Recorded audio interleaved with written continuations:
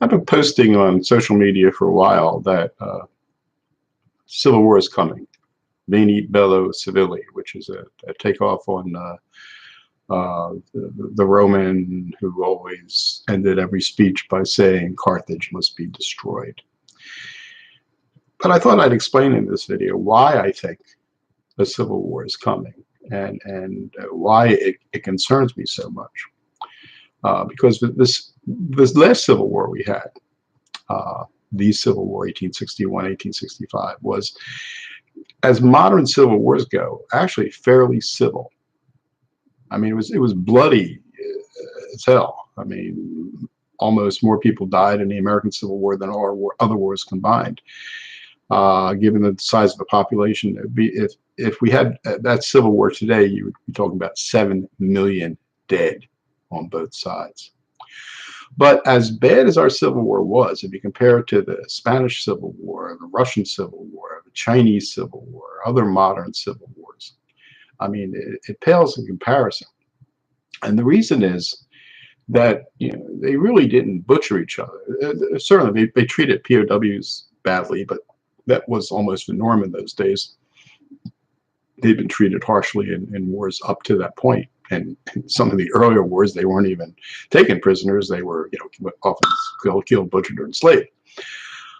So all in all, there was nothing new. And there were some, you know, it's a Fort Pillow massacre. There are a couple other massacres here and there. But on the whole, I mean, when Lee surrenders after 4 years of fighting, his army, the Army of Northern Virginia, to Grant at Appomattox Courthouse, I mean, Grant basically says, you know, leave your guns, take your mules and horses, and go home. And that's it. They just let the Southerners go home. Later on, we give them veteran benefits. No, I don't need help from the cat. We give them veteran benefits. You know, we name places after them. We put up statues. We name forts.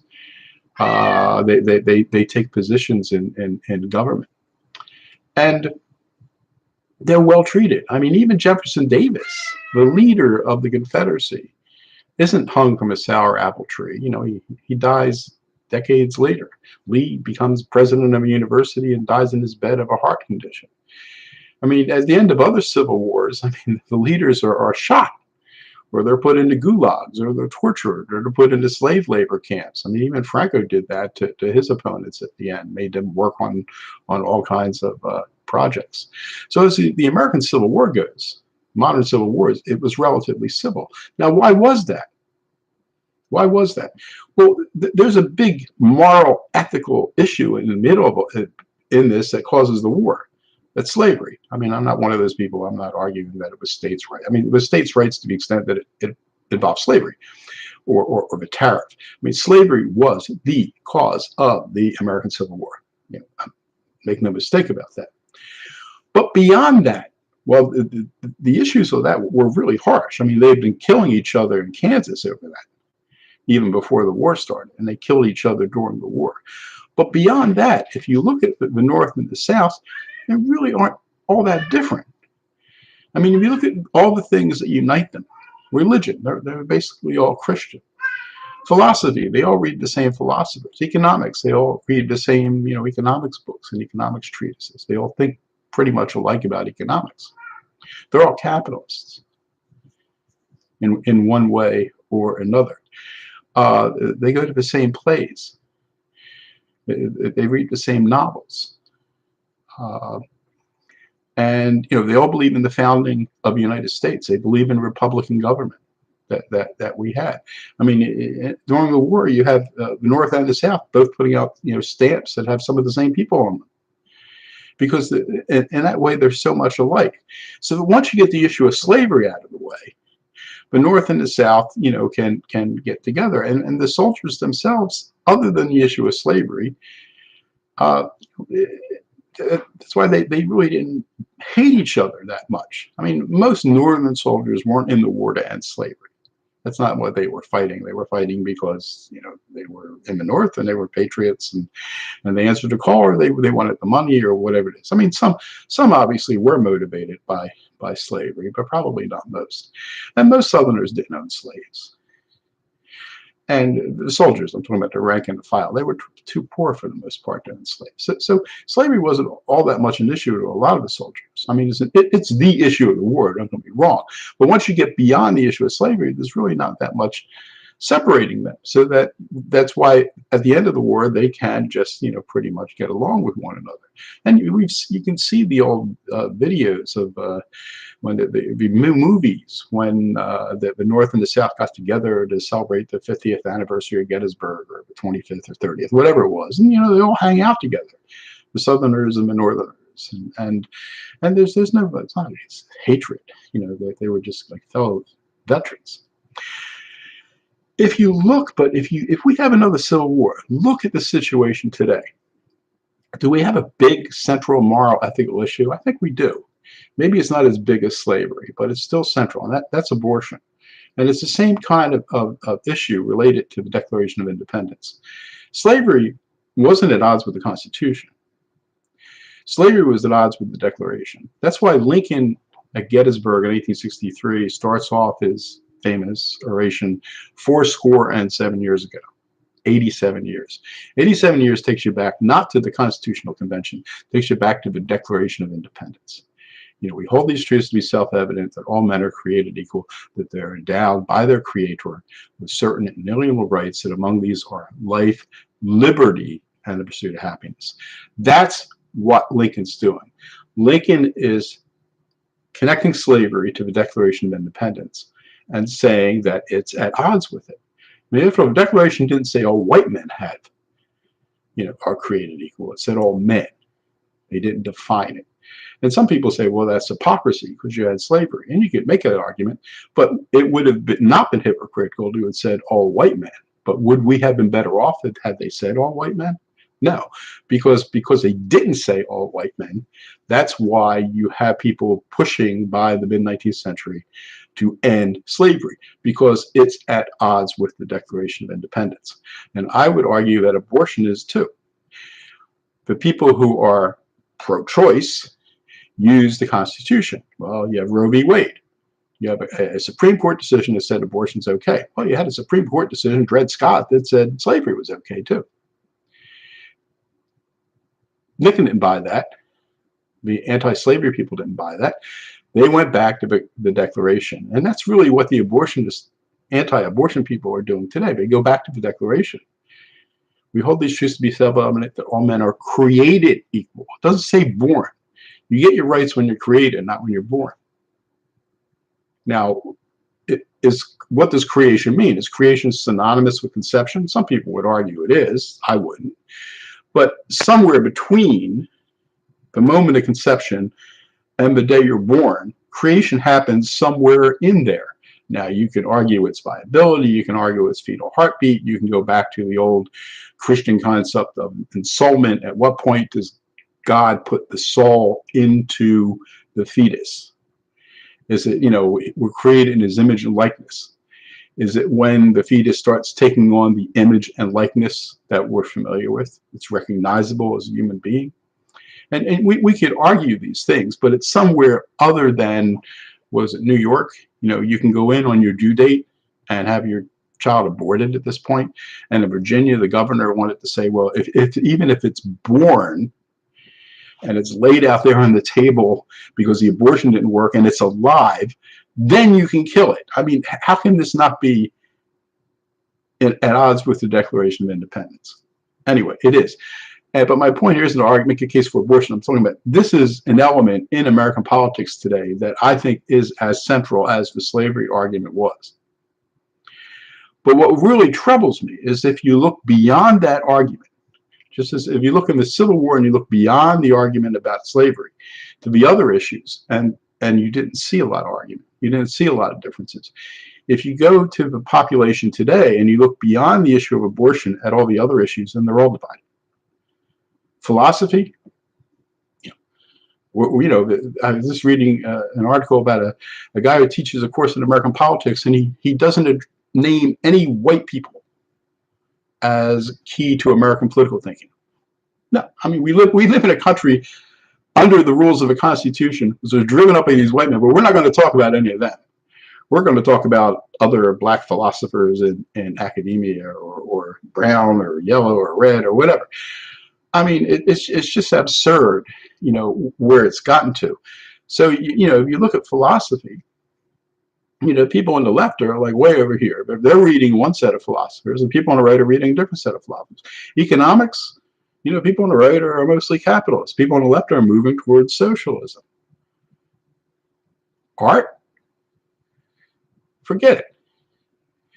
Novels, plays. I mean, the people on the right are reading Shakespeare, but people on the left are reading, I don't know, Alice Walker. I'm not saying Alice Walker's, didn't write good stuff, but I'm just saying that these are these differences. Politics, the founding, people on the right admire the founding. They think it was a miracle to come up with a constitution and to win the declaration, win the war against England. People on the left, this all white slave-owning white men. We can ignore everything that they did. So if you look at all the other areas, there's just no agreement. There's nothing but separation. So when the Civil War comes, this one's going to be nastier.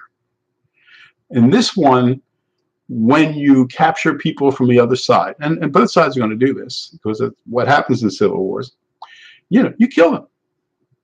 When the war's over, the leaders will be executed. The followers will be put into gulags, re-education camps, or whatever you want to call them. They'll be, working in camps up in Alaska somewhere or something. And so they die off from disease. That's what's going to happen when we have the next civil war. Now, when's it going to start? I don't know. Hopefully not while I'm still alive. But it's coming. I mean, keep in mind, slavery was an issue right from the beginning. And, if you look at the Declaration in 1776, the outbreak of Civil War in 1861, that's, almost 90 years, 80 to 90 years. So it's not like things happen right away. If you take Roe v. Wade as the key issue in the 1970s, somewhere between now and maybe 2060, we'll probably have a civil war. What will cause it? Well, what caused the American Civil War? I mean, you have the causes, but you still need something to set it off. And, Lenin once said that when you have a conflagration, you still need a spark. That's why the Bolsheviks used to call their paper Iskra, which is in Russian means spark. From the spark comes the conflagration. What were the sparks that, World War I, everything was ready to happen. You had all these alliances, you had an arms race, you had colonialism, you had imperialism. You still needed a spark. The spark was the assassination of the Archduke Franz Ferdinand. The Civil War, you still needed a spark. We had several sparks that kept sparking, and eventually it caught fire. You have, bloody Kansas. You have the John Brown raid. These in no particular order. The horrible Supreme Court decision, the Dred Scott case. You have a political victory for the South, the Fugitive Slave Act, that turns into a public relations nightmare because of the development of the modern press, and you have these poor black guys are being run down on the streets and then drug off away from their families and children back into slavery. In front of everybody. I mean, it just was a PR disaster, even if it was a political victory, they thought. You have the inability of the two sides to reach another compromise. Like they had reached several compromises going back into the 18th century on slavery to avoid a collision. But after about 1850, they didn't seem to be able to reach a compromise anymore. And in many ways, that's where we're at now, that we can't compromise on things. Nobody can reach a decision. And we're just waiting for the spark that's going to set this all off. And what could it be? It could be a bad Supreme Court decision. It could be outbreaks of violence between one side of it. You're already seeing smoldering, low levels of violence by the left and by the right, against each other. But that could start to escalate, because that's what happened in the United States until you had basically a full-scale mini civil war going on out in Kansas for a while. So I don't know what the sparks could be, but there are many things that could be sparks. and that could set it off. It could be an election that goes one way or the other. Again, a Supreme Court decision that reverses abortion or doesn't reverse abortion or allows, you know, allows people to abort their babies the first 30 days after they're born. God knows where we're headed in this country, but it could be something. But I think if you look at, you know, the situation, we're there. I mean, there was a poll taken last summer, almost a year ago now, where it's not just me, about a third of the people in the country think that we're headed towards civil war. That's a pretty scary number. And they took the poll again, it'd probably be higher.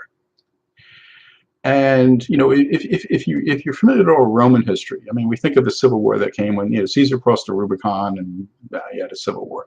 That really wasn't the first civil war. There had been in the previous roughly half century, there had been about 4 civil wars between the various sides. And by the time you get to the point where Caesar crosses the Rubicon, you have to understand he crosses the Rubicon because basically the two sides are locked in such a way that they're just totally at odds. And he's at the point, they're both at the point where they feel that they can't back down. Because, I mean, everybody knew that there was a problem with civil war. They'd had a recurring problem with civil wars for a half century. And, you know, Caesar knows that if he leaves his army behind and returns to Rome because his command is over, he knows what they're going to do to him. They'll find something he did wrong. They'll investigate him. They'll find him guilty. They'll, at the minimum, you know, strip him of his fortune and his property and destroy his family and banish them all. Or at the worst, they'll execute them, throw them into that pit the Romans threw people into and left them there to rot. But Pompey, you know, you had Pompey, Crassus, and Caesar, and there was this kind of balance between the three. But Crassus is gone. He went out and screwed everything up in the East. And Pompey knows if he lets Caesar come back and they don't do these things to him, Caesar, who has all this popular support with the people, with the plebs, will go after him because they'll find things he did wrong when he was in Spain or he was in here or he was there or whatever he did. So Pompey knows that whatever, if he doesn't stop Caesar from coming in, he's dead. And Caesar knows if he doesn't come in with his army, he's dead. So they're both locked in this situation where they feel that there can't be any compromise. And there's no middle person like there could have been if Crassus had been around to try to say, well, hold on a minute. So both sides are plunging to civil war, and everybody knows it. And even though everybody knows it, Caesar knows it, Pompey knows it, the Senate knows it, the people know it, everybody knows it, everybody has a feeling that civil war is coming. There's nothing they can do to head it off because nobody knows what to do because they're all locked in their positions. And I think that's where we're at today. We're all locked in our positions. And right now, only a third of the people feel that civil war is coming, but the number's going to grow. And it's just a question of what's going to set it off. Something will set it off at some point. And when it comes, it's going to be one damned ugly modern civil war with atrocities galore. And, you know, so what should you do? I mean, I can think of things, I'm almost afraid to say any of them because the people might say, well, it's called violence or anything like that. I mean, quite frankly, I would arm myself, whoever you are, or whatever side you're on. I think you'll be better off if you're armed than not because I think it's going to be chaos. There's some groups I would, you know, especially if the right wins the Civil War, there are groups I wouldn't want to be here when on the left when you lose. I mean, there's some groups probably might be smart to think about getting out of the country. So, you know, I really, and again, this is based on my reading of history, thinking of our last Civil War, looking at modern civil wars, and looking at where we are today. And when things blow, and I think they're going to blow at some point, unless something happens to change the dynamic. And nothing's happening. I mean, the dynamic keeps getting worse and worse and worse with the two sides. They can't agree on anything. I mean, if Trump cured cancer, they'd probably fight it. I don't know. I mean, it's like they can't accept anything. And it's the same for me. Hey, he's not going to accept anything the Democrats do. And both sides are so locked into their positions. And I think the people are just getting more and more polarized, that the center is disappearing. And what you're going to get are two extremes. And you're going to see this lower, smoldering level of violence will keep escalating and keep getting worse and worse, until eventually the spark sets off the conflagration. When the spark happens, I don't know. What the spark will be, I don't know. But it's coming, unless we all try to do something to head it off. But right now, we're like the Romans were, waiting for Caesar to cross the Rubicon. Nobody knows what to do. Everybody's taking the position. I mean, if you look at the whole thing with Trump, is just, you have to imagine that whoever comes in after him, I mean, if the Democrats win, you know what the Republicans are going to do. They're just going to investigate him, investigate everybody around him, investigate anybody that he or she is linked to. It's just, and that's the way it was in Rome. Whereas whoever was in power, the other side just kept investigating everything. They'd always find something, and then they try to crucify them on the legal courts to destroy their power. But the other side would do the same thing, and that's how you got into this position where the only thing left to do was fight to preserve yourself. Because if you didn't fight, you would end up like what's it, Paul Manafort, rotting in jail for the rest of your life. If he hadn't joined the Trump campaign, nobody would have ever paid any attention to any of the stuff he did. I'm sure that people do it all the time. I'm not saying it's not legal. I'm not saying he doesn't deserve to be in prison, but I'm saying the only reason he got caught was he got involved with Trump, so that's why they focused on him. And then when they focused on him, I mean, if they start focusing on you, they can find something to destroy, I think, everybody. Start going through everything you did. I mean, God, we're doing things, what did you do when you were 16 years old? I mean, I remember when I came into a coat room once, and a girl that I barely knew grabbed me and kissed me. Today I could, if she was running to be a judge or something, I say, or sexually assaulted in the second grade. It was an unwanted amorous advance. I mean, where do you draw the line? It's just, there's no end to this. So we're getting ourselves in this position, and I think we're headed towards civil war again. And this one's going to be worse than the first one. And the first one was pretty damn bad.